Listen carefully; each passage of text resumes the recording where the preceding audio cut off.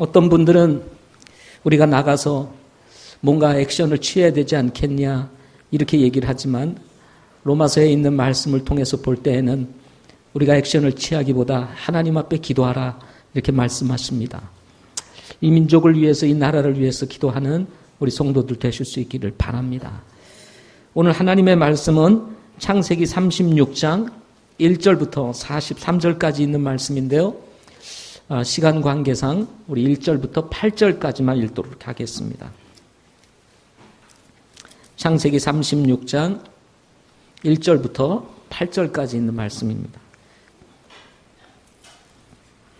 제가 먼저 읽겠습니다. 이제 에서 곧 에돔의 세대들은 이러하니라.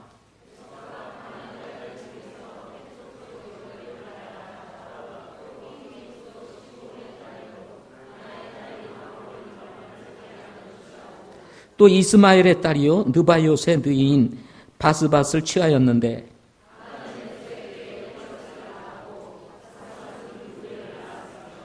아올리바마는 여우스와 알람과 고라를 낳았더라. 이들은 에서의 아들들이요 가나안 땅에서 그에게 태어난 자들이더라.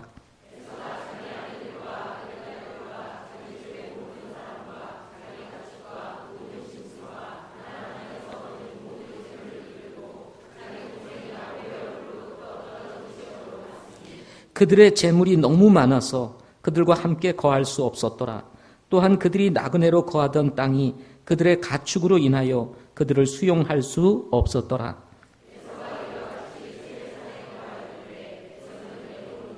아멘. 기도하시겠습니다.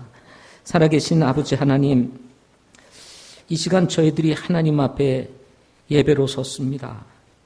저희들의 마음을 하나님께서 잔잔케 하시고 성령 하나님께서 주장하사 온전히 하나님 앞에 우리 마음을 올려드리며 예배하는 복된 시간 되게 해 주옵소서. 나라가 매우 어수선합니다.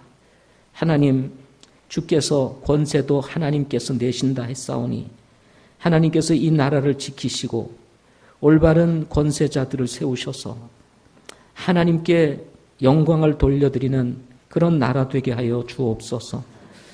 아버지 하나님, 특별히 저희 성도들 영육간에 강건케 하시고 복잡한 사회 속에서 마음 요동하지 아니하게 하시며 잠잠히 주를 바라보게 하시고 모든 주권을 가지신 하나님의 인도함을 받는 우리들을 되게 하여 주옵소서. 아버지 하나님, 오늘 주실 말씀을 또 성령 하나님께서 가르쳐 주시고 깨닫게 해 주시옵소서. 예수님의 이름으로 기도하옵나이다. 아멘.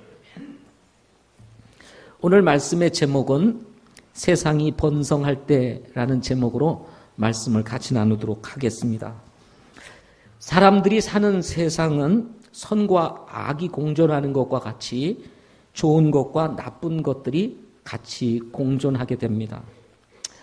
씨 맺는 채소와 또 열매 맺는 나무가 있는가 하면 가시와 엉겅퀴도 있고 경건한 자손이었던 아벨이 있었는가 하면 불경건한 자손인 가인도 있었습니다. 이스라엘이 있는가 하면 하나님을 떠나 사는 이방인도 있고 빛이 있는가 하면 어둠이 존재하고 있습니다. 의인이 있는가 하면 악인이 있고 알곡이 있는가 하면 가라지도 있다는 것입니다. 믿는 자가 있는가 하면 불신자도 있고 영적인 사람이 있는가 하면 육신적인 사람도 있다는 것입니다. 이렇게 밝은 면이 있는가 하면 어두운 면이 존재하게 된 원인은 인간이 죄 때문이라는 것, 인간의 죄 때문이라는 것은 예수 믿는 사람이나 믿지 않는 사람 모두가 아는 사실입니다. 오늘 말씀은 야곱의 형 에서의 족보 이야기와 함께 에서의 후손이 어떻게 번성하게 되었는지에 대해서 설명하고 있는 말씀이라고 할 수가 있습니다. 야곱과 요셉의 이야기 사이에서 에서의 족보와 그 후손의 번성에 대하여 기록하고 있는 것은 매우 시사하는 바가 크다고 할 수가 있습니다. 그리스도인의 삶을 들여다보면 하나님과 성도들 사이에 세상이 끼어 있고 영적으로 하나님과 교통하는 성도들의 개인적인 삶에 육신이 끼어 있듯이 경건한 후손들의 역사를 다루고 있는 성경 기록 속에 불경건한 자손의 역사도 함께 기록되고 있다는 것입니다. 오늘은 불경건한 자손의 이 족보 이야기가 36장 전체를 통해서 기록되고 있습니다.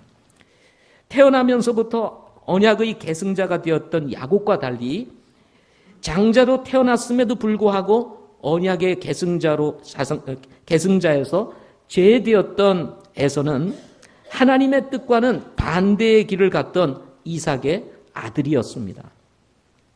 그럼에도 불구하고 하나님의 일반 은총에 따라서 에서의 후손은 눈으로 보기에는 야곱보다 매우 큰 자가 되어 있었습니다. 에서는 3명의 아내에게서 5명의 아들을 낳고 그리고 5명의 아들을 통해서 10명의 손자를 두게 됩니다. 그리고 10명의 손자를 낳은 후 에서의 아들 5명과 그리고 손자 10명 중에 13명이 추장이 됩니다. 한 족속을 인도하는, 한 가문을 인도하는 그런 족장이 되었다고 성경에 기록하고 있습니다. 에서가 살았던 세일이라는 곳에는 호리 족속들이 이미 거주하고 살고 있었는데 호리 족속들과의 혼인 관계를 맺으며 살았던 에서가 강성해지면서 호리 족속 세일의 아들 7명의 추장과 그리고 이 7명의 아들을 통해서 태어난 21명의 아들, 딸들이 세운 부족들을 에서가 통치하게 되는 이야기가 본문에 기록되고 있습니다. 물론 모세가 창세기 36장을 기록할 때에 이 에서의 족보 이야기는 오랜 시간을 함축해서 기록하고 있다는 것을 우리가 염두에 두어야 합니다. 자칫 읽다가 보면 아주 짧은 기간에 이런 일들이 일어났구나라고 생각을 하기가 쉽습니다. 그렇지만 세대에 걸쳐서 반복되는 세대에 걸쳐서 이루어진 이야기를 함축해서 기록하고 있다는 것입니다. 야곱과는 하나가 될 수가 없었던 에서, 이 어머니 복중에서부터 싸웠던 이 야곱과 에서의 발목을 잡고 태어났던 이 야곱, 언약의 계승자의 거침돌이 되었던 에서의 족보 이야기를 통해서 그가 어떻게 강성해졌는가를 다루고 있는 이 말씀을 통해서 성도들이 배워야 할 것이 무엇인가에 대해서 오늘 말씀을 나누고자 합니다. 왜 하나님께서는 야곱에 이어 요셉으로 이어지는 이 중요한 시점에서 불경건한 자손인 이 에서의 족보 이야기를 기록하고 있을까요? 우리는 여기서 성도들을 향한 하나님의 메시지를 들을 수 있어야 합니다. 그 메시지가 무엇일까요? 첫째는 하나 될 수 없는 것으로부터 분리되는 것을 두려워하지 말라 하는 것입니다. 1절부터 8절에 있는 말씀입니다. 자, 36장은 에서 곧 에돔의 세대들은 이러하니라 라는 말로 본문을 시작하고 있습니다. 지금 36장 전체는 4문단으로 이루어져 있습니다. 이 첫 번째 문단을 시작하면서 에서 곧 에돔의 세대들은 이러하다 라면서 이 에서에 대한 족보 이야기를 다루고 있습니다. 첫 번째 문단이 끝나는 8절에서도 에서는 에돔인이라 라는 말로 문단을 마치고 있습니다. 뿐만 아니라 에서의 족보 이야기를 마치는 36장 43절, 이 36장의 끝절에서도 에돔은 에돔 족속의 조상인 에서라고 밝힘으로써 에서가 에돔이라는 사실을 확실히 하고 있는 것을 본문에서 찾아볼 수가 있습니다. 창세기 25장 19절부터 28절에 있는 내용을 보게 되면 이삭의 아내 리브가가 아이를 가지게 됩니다. 근데 아이를 가졌는데 태중에 있는 아이들이 아이가 자꾸 뭔가 이렇게 싸우는 것입니다. 투닥거리는 거예요. 당시에는 산부인과가 없었기에 도대체 이 아이가 왜 투닥거리나 알 수가 없었습니다. 그런데 틀림없이 보통은 아이를 하나 이렇게 가지지 않습니까? 한 아이를 가지지 않습니까? 근데 뭔가 이상하게 자꾸 투닥거리니까 이 리브가가 이렇게 생각을 했습니다. 성경을 그대로 여러분에게 읽어드리면 왜 나는 이러할까? 왜 나는 자꾸 이 안에서 이게 뭔가 이상하지? 이렇게 생각을 하겠습니다. 그래서 이 사실을 알 수 없었던 이 리브가가 산부인과 의사보다도 더 뛰어나신 하나님께 가서 묻기로 했습니다. 그래서 하나님께 가서 여쭈어 보았습니다. 하나님, 왜 내가 자꾸 이렇습니까? 내 안에 있는 아이들이 왜 이렇게 자꾸 요동을 치고 싸우고 난리가 났습니까? 하고 물었더니 하나님께서 리브가에게 대답하시기를 이렇게 대답했습니다. 리브가야, 내 뱃속에 두 민족이 있느니라 하고 대답을 했습니다. 그러니까 이 리브가가 쌍둥이를 배웠다는 것입니다. 그러면서 이어지는 말씀 속에서 이 두 종류의 백성이 내 뱃속에서부터 나누어지리라. 하나가 될 수가 없다는 것입니다. 뱃속에서부터 나누어지리라는 것입니다. 한 백성이 다른 백성보다 강하겠고 형이 동생을 섬기리라 라고 말씀하면서 이미 태중에 있을 때부터 하나님께서 리브가에게 말하기를 이 두 형제는 하나가 될 수 없다라고 이렇게 가르쳐 주셨습니다. 이렇게 해서 리브가가 아이를 낳게 되었는데 먼저 나온 아이를 보니 그 모습이 붉고 온몸에 털옷같이 털이 많은 아이가 나오게 되었습니다. 그래서 그 이름을 에서라 하고 이름을 붙이게 되었는데 이 에서의 이름의 뜻은 거친 또는 털이 많은 이라는 이름의 뜻을 가지고 있습니다. 에서가 자란 후에 이제 들에 나가서 사냥을 하고 돌아오게 됩니다. 이 돌아온 에서가 몹시 지쳐 야곱을 보니 야곱이 그때 죽을 쓰고 있었습니다. 그래서 이 지친 에서가 야곱에게 말하기를 그 붉은 죽을 좀 내게 먹게 하라 하고 요청을 합니다. 이때 야곱은 요 사이를 틈타서 형이 가지고 있는 장자권을 이 붉은 팥죽 한 그릇에 팔아서 그 장자권을 이제 소유하게 되는 이야기를 여러분 잘 알고 계실 것입니다. 바로 이 붉은 죽을 받아서 먹게 되었을 때 이 상황을 두고 성경에서는 창세기 25장 30절 말씀해 보면 에돔은 이 에서의 이름을 에돔이라 하고 이름을 붙이게 됩니다. 에서의 이름은 에돔이라 하는 말이 나옵니다.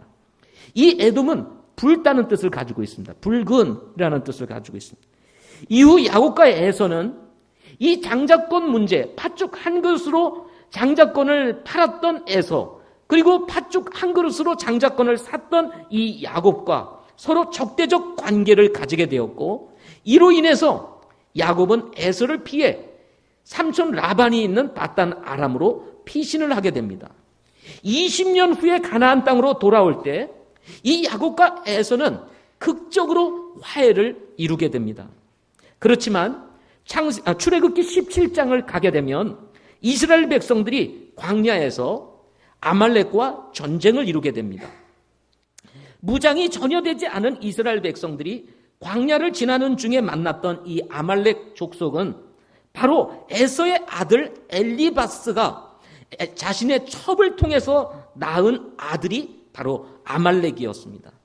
이 아말렉, 낳은 아들 이 아말렉을 통해서 세워진 민족이 있었는데 그 민족이 바로 아말렉 족속이었던 것입니다. 이때 하나님께서는 모세를 통해서 산 꼭대기에 올라 손을 들면 이기게 하시고 손을 내리면 아말렉이 이기게 하셨습니다. 아론과 홀의 도움을 받아 무거운 손이 해가 지도록 그대로 있게 함으로써 여호수아가 이끄는 군대가 완전한 승리를 이끌게 합니다. 이런 전쟁 얘기가 출애굽기 17장에 기록되어 있습니다. 이때 여호수아가 이끄는 군대가 완전한 승리를 이룬 후에 하나님께서 모세에게 하신 말씀이 출애굽기 17장 14절과 15절에 기록되어 있는데 여러분에게 한번 읽어드리도록 하겠습니다. 들어보십시오. 주께서 모세에게 이르시되 이것을 책에 기록하여 기념으로 삼고 또 여호수아의 귀에 그것을 되풀이하여 말하라. 내가 하늘 아래에서 아말렉에 대한 기억을 철저히 없애리라 하시니라. 모세가 제단을 쌓고 그것의 이름을 여호와 니시라 라고 이름을 붙이게 되었다는 말씀이 출애굽기 17장에 나오고 있습니다. 이 말씀을 통해서 보게 되면 에서의 아들이었던 엘리바스에 의해서 나온 이 아말렉, 에서의 후손이었습니다. 이스라엘 백성들이 이제 이집트를 탈출하여 광야를 지날 때에 이스라엘 백성들을 공격하여 전쟁을 치렀던 이 아말렉 족속이 바로 에서의 후손이었던 것입니다. 이렇게 에서의 후손인 에서와 에서의 후손들은 이 야곱과 이스라엘의 적대적 관계 속에서 이렇게 관계를 맺게 되는 것을 보게 되는 것입니다.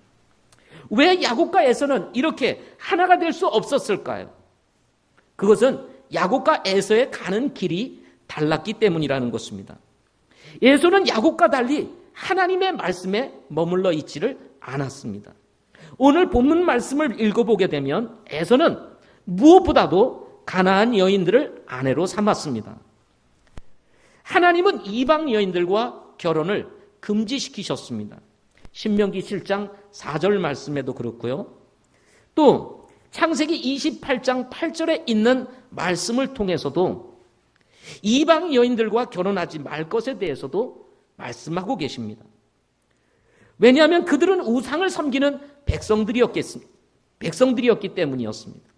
하나님을 떠나 우상을 섬기는 백성들과 결혼을 하게 되었을 때 당연히 하나님을 믿는 백성들이 영향을 받아서 죄를 범할 것이 뻔한 일이었기 때문이었습니다. 그래서 에서는 에서는 이런 하나님의 말씀을 버리고 자기가 원하는 대로 가나안 족속 중 헷 족속 엘론의 딸 아다와 히위 족속 시브온의 딸인 아다의 딸인 아올리바마를 아내로 삼아서 결혼을 하게 되었습니다. 이런 에서의 행동은 후에 아버지 야곱의 마음을 이삭의 마음을 매우 괴롭게 하였습니다. 창세기 28장 8절에 보면 또 에서가 보니 가나안의 딸들이 자기 아버지 이삭을 기쁘게 하지 못하였다라는 말씀이 기록되어 있습니다. 가나안의 딸들과 결혼했던 에서, 그 가나안의 여인들이 시아버지 이삭의 마음을 기쁘게 하지 못하였다. 다른 말로 얘기하면 이삭의 마음을 괴롭게 하였다라고 기록하고 있습니다. 이삭의 마음을 기쁘게 하지 못하게 되었다는 그 원인에 대해서는 성경에서 밝히고 있지는 않지만 우리가 충분히 이해할 수 있는 것은 가나안 사람들과 그리고 경건한 후손이었던 이삭의 후손들이 사는 것이 달랐기 때문이었을 것입니다. 특별히 가나안 족속들은 우상을 섬기는 삶을 살고 있었기 때문에 하나님을 믿고 있는 이삭과는 다른 길을 가고 있었다라고 말할 수가 있게 되는 것입니다. 반대로 야곱은 가나안의 딸들 중에서 아내로 취하지 말라고 하시는 아버지의 말씀을 따라서 그는 순종하여 밧단 아람으로 갔다고 창세기 28장 7절에서 말씀해 주고 있습니다. 이렇게 하나님의 말씀에 순종했던 야곱과 하나님의 말씀에 머물러 있지 않았던 에서, 이 야곱과 에서는 하나가 될 수 없었다는 사실인 것입니다. 뿐만 아니라 에서는 영적인 우선순위가 바뀌어 있었습니다. 에서는 가나안 땅에서 세 아내를 통해서 5명의 아들을 낳았습니다. 가나안 땅은 하나님께서 약속하신 땅이라는 것을 에서는 누구보다 잘 알고 있었습니다. 그럼에도 불구하고 에서는 재산이 불어나 야곱과 함께 거할 수가 없게 되었을 때 약속의 땅을 버리고 요단강 건너편 사해 남쪽 세일산으로 이주를 하였다고 본문에서 기록하고 있습니다. 마치 롯이 아브라함을 떠나 소돔과 고모라로 갔던 것과 같이 물이 있고 촌이 풍부한 이런 세일 땅으로 이주를 하였던 것입니다. 이런 사실들을 통해서 볼 때 에서의 관심은 하나님의 나라와 하나님의 의를 구하는 데 있지 아니하고 롯과 같이 자신의 유익과 명예를 구하는 데 있었다는 사실인 것입니다. 이런 에서의 삶의 모습은 야곱과 하나가 될 수가 없었던 것입니다. 그리스도인의 삶에는 야곱과 에서의 문제가 같이 여전히 우리에게도 이런 문제가 존재하고 있다는 것입니다. 영과 육신이 하나가 될 수 없는 것과 같이 우리는 하나가 될 수 없는 것들과 함께 이 땅에서 공존하며 살고 있다는 것입니다. 때로 우리는 에서의 마음을 가지고 세상과 어울려 살려고 할 때가 있습니다. 그리스도인들이 하나님을 경험하지 못하고 사는 이유는 바로 이런 에서의 마음이 우리 마음에 자리 잡고 있기 때문이라는 것입니다. 에서의 족보 이야기를 통해서 하나님께서 우리에게 주시고자 하시는 첫 번째 메시지는 하나 될 수 없는 것과 분리되는 것을 두려워하지 말라 하는 것입니다. 우리는 이미 우리 안에 머물러 있는 육신의 성품을 통해서 충분히 경험하고 있습니다. 죄로 말미암아 병질된 성품인 이 육신은 늘 믿음의 길을 가는 데 있어서 방해 요소가 되고 있다는 사실인 것입니다. 욕심이 잉태한 즉 죄를 낳고 죄가 장성한 즉 사망을 낳게 된다고 하셨던 말씀과 같이 육신은 끝없이 우리 안에서 욕심을 잉태시키고 있기 때문인 것입니다. 갈라디아서 5장 17절에 있는 말씀을 보게 되면 육신은 성령을 대적하여 욕심을 부리고 성령은 육신을 대적하나니 이 둘은 서로 반대가 되므로 너희가 원하는 것들을 너희가 능히 하지 못하느니라 라고 말씀을 하고 있습니다. 육신은 성령을 대적하고 성령은 육신을 대적함으로 인해서 둘이 서로 반대가 되어 하나가 될 수 없다고 말씀하고 있는 것입니다. 따라서 이 둘이 하나가 되어서 원하는 것을 능히 이루지 못한다, 이렇게 성경은 말씀하고 있다는 것입니다. 따라서 우리의 성령을 쫓아가고자 하는 우리의 영과 육신은 하나가 될 수가 없다는 것입니다. 에서와 야곱이 하나가 될 수 없듯이 우리의 삶에도 하나 될 수 없는 것들이 있다는 것입니다. 이어서 갈라디아서 5장 19절부터 23절에 있는 말씀을 말씀드리겠습니다. 여기 보면 이런 부분들을 더 명확하게 우리에게 밝혀주고 있습니다. 육신의 행위는 명백하니 이것들이니라. 곧 간음과 음행과 부정함과 세욕과 우상숭배와 마술과 증오와 불화와 경쟁과 진노와 다툼과 폭동과 이단 파당과 시기와 살인과 술취함과 흥청됨과 또 그와 같은 것들이라. 내가 또한 전에 너희에게 말한 것 같이 이것들에 대하여 미리 너희에게 말하노니 그런 것들을 행하는 자들은 결코 하나님의 왕국을 상속받지 못하리라 라고 말씀하면서 육신을 통해서 나타나는 행위들이 어떠한 것인지에 대해서 아주 구체적으로 밝히고 있다는 것입니다. 이것은 거듭난 성도들은 피해야 할 성품들이라고 할 수가 있습니다. 그러나 이어지는 말씀을 통해서 하나님께서는 성령의 열매에 대한 기록들을 이어가십니다. 성령의 열매는 사랑과 기쁨과 화평과 오래 참음과 부드러움과 선함과 믿음과 온유와 절제니 이 같은 것을 대적할 법이 없다라고 말씀하고 있습니다. 육신의 성품과 그리고 이 성령을 통해서 나오는 이 열매는 서로 하나가 될 수 없는 것들입니다. 우리는 때로 이 두 가지 사이 속에서 갈등을 할 때가 많습니다. 그러나 여러분, 육신과 성령의 열매가 하나가 될 수 없고 그리고 영적인 성품이 하나 될 수 없는 것 같이 때로는 우리가 이런 분리에 대한 두려움을 우리는 불식시켜야 한다는 것입니다. 24절에서는 이렇게 말합니다. 이어지는 말씀 24절에서는 그리스도께 속한 사람들은 애착과 정욕들과 함께 육신을 십자가에 못 박았다라고 말씀을 하고 있습니다. 우리의 정욕 그리고 세상에 대한 애착 이런 모든 것들이 육신으로부터 오는데 이 육신을 우리는 십자가에 못 박았다라고 말씀하고 있는 것입니다. 따라서 여러분 우리가 믿음의 삶을 의미 있게 살기 위해서는 내 육신이 그리스도와 함께 십자가에 못 박혔다는 사실을 인정하고 성령을 쫓아 영적인 생각을 할 때 우리는 하나님을 경험하며 사는 은혜를 누리게 되는 것입니다. 그러나 여러분 어떻습니까? 육신은 늘 우리에게 이 욕심을 자극시킵니다. 육신의 성품에서 나오는 이 다양한 문제들을 자꾸 자극시킵니다. 간음과 은행과 부정함과 세욕과 그리고 우상숭배와 마술과 증오와 오늘날과 같은 이런 현실 속에서는 우리도 뭔가 가가지고 뭔가 해야 될 것 같은 이런 다툼과 폭동, 이런 것들이 우리 안에서 일어날 가능성을 자꾸 자극시키게 된다는 것입니다. 그러나 이 모든 것들은 우리가 십자가에 못 박았다, 이렇게 말씀하고 있는 것입니다.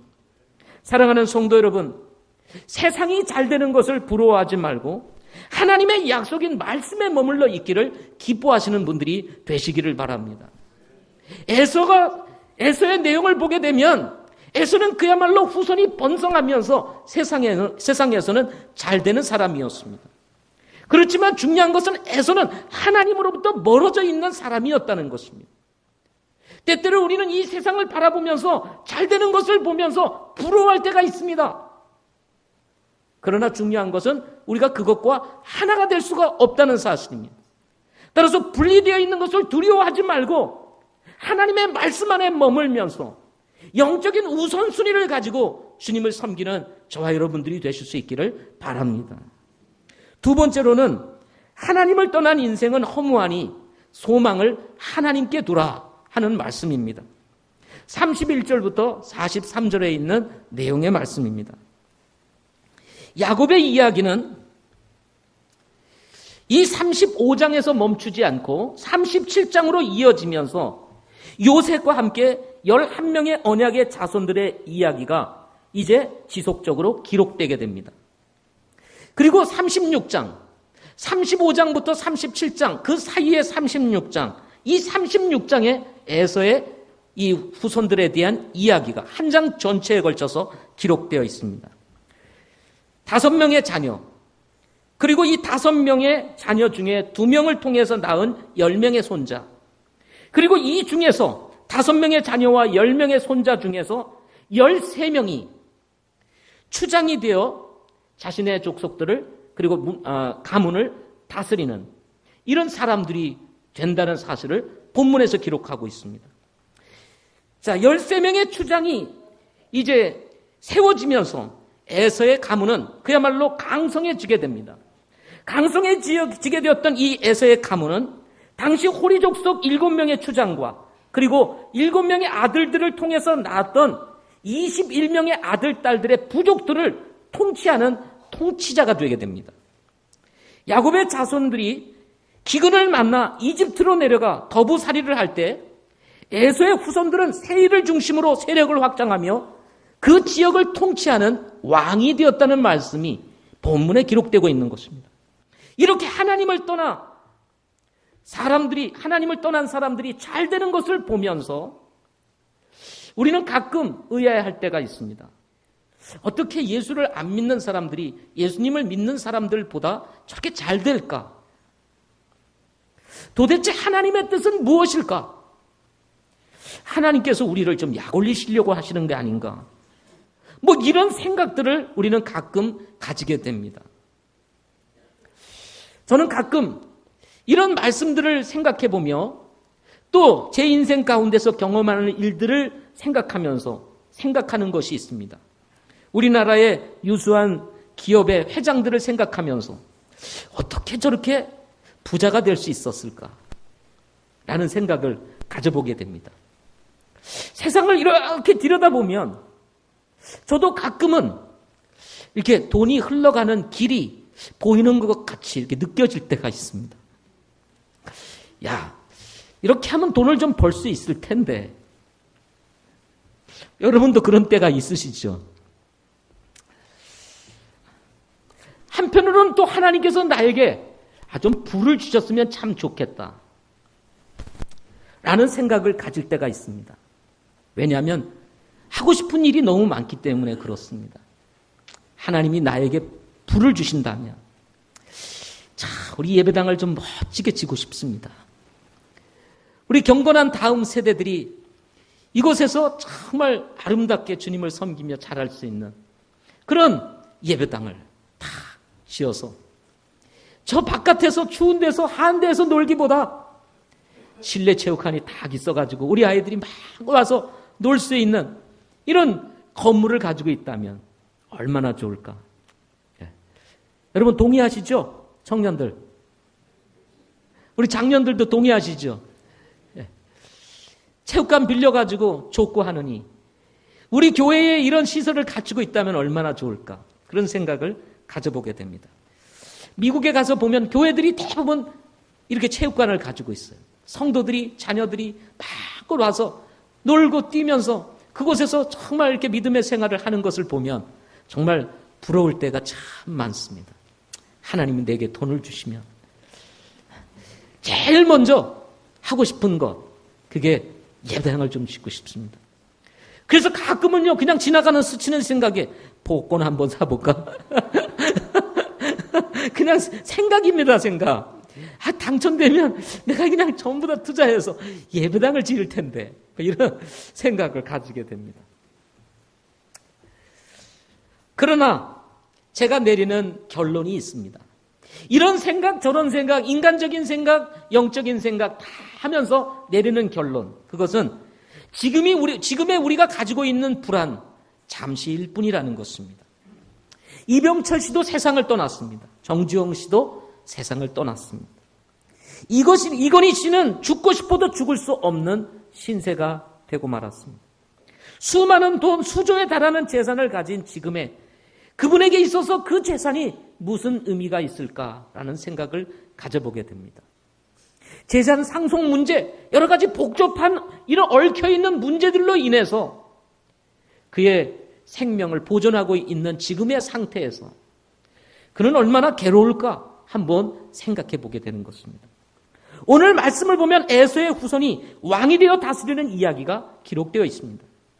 한 가문을 다스리는 추장의 자리를 넘어 한 민족을 다스리는 왕이 된다는 것은 결코 쉬운 일이 아닙니다. 그럼에도 불구하고 에서의 후손은 왕손이 됩니다. 왕손의 이야기가 바로 31절부터 43절까지 나오는 이야기인 것입니다.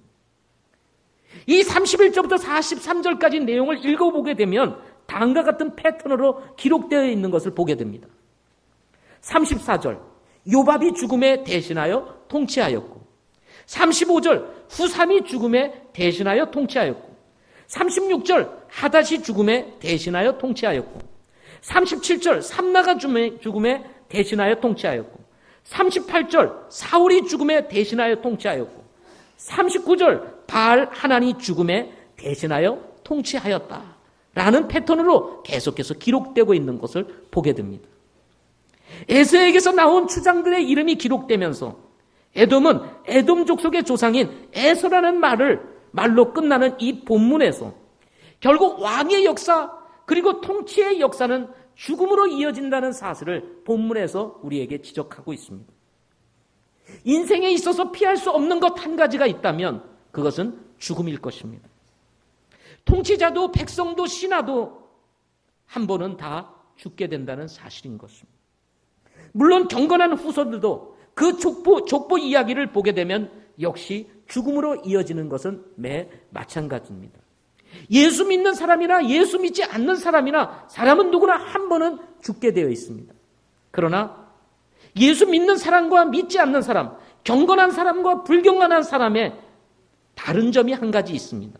그것은 죽음 이후 가는 길이 다르다는 것입니다.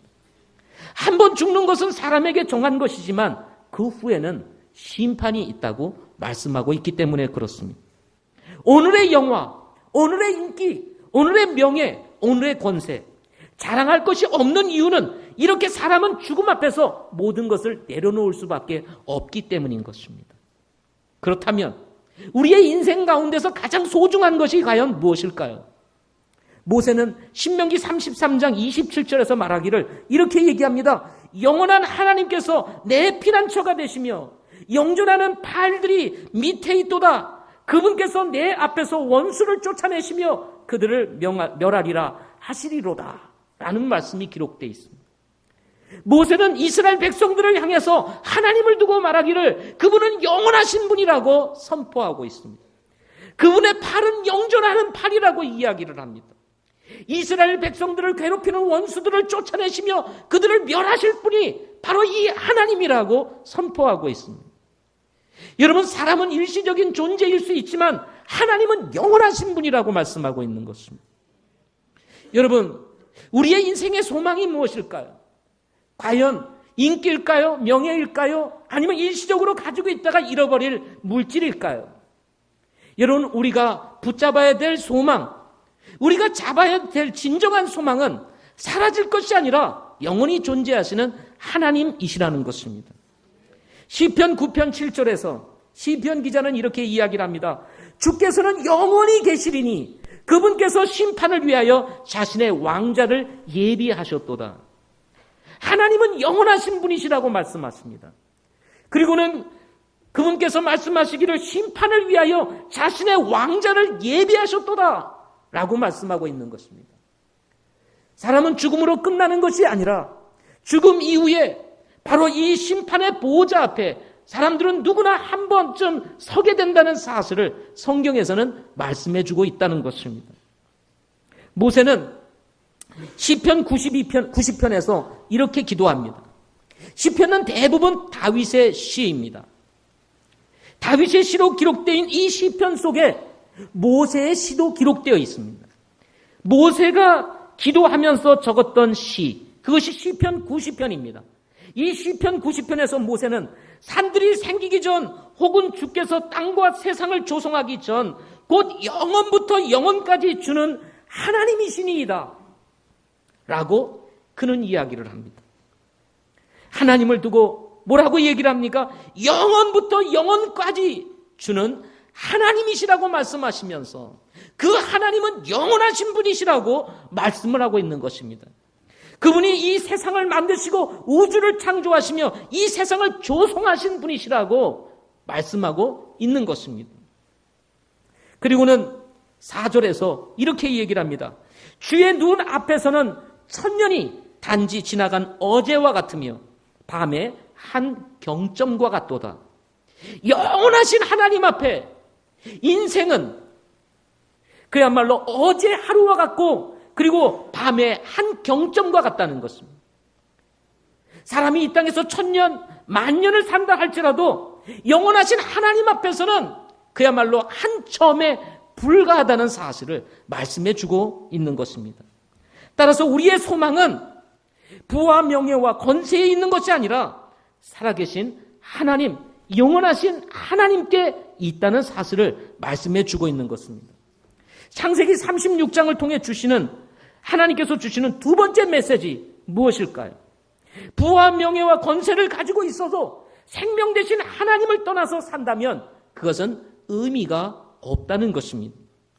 우리는 많은 경우 눈에 보이는 이 부를 추구하며 사라질 것을 추구하며 일시적인 부를 위해서 우리의 젊음과 인생을 쏟아붓는 사람들이 있습니다.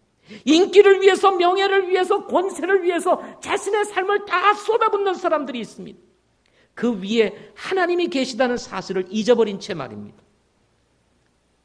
우리의 젊음을 통해서, 인생을 통해서 부와 권세와 명예를 얻는다 할지라도 위에 계신 영원하신 하나님을 모른다면 그것은 다 지나가는 것에 불과하다는 사실인 것입니다.